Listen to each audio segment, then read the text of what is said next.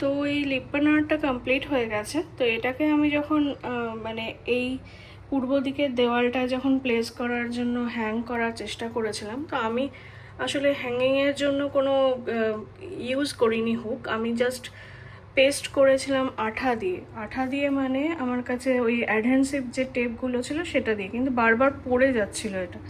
তো সেই জন্য আমি এটা এখানে এনে এরকমভাবেই রেখে দিয়েছি মাটির সাথে লাগিয়ে।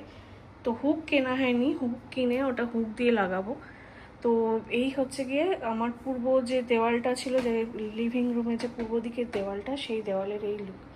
আর এই বুদ্ধটা আপনাদের আগের ভিডিওতে দেখিয়েছিলাম, আমি স্প্রে পেন্টিং করছি ব্ল্যাক কালারের।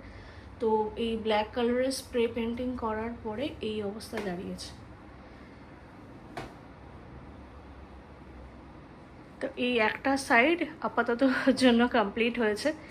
এরপরে বাকি সাইডগুলো একটা একটা করে করার চেষ্টা করব, যে কিভাবে মানে অ্যাস্থেটিক বানানোর চেষ্টা করছি, তো সেটাই আপনাদের দেখাবো।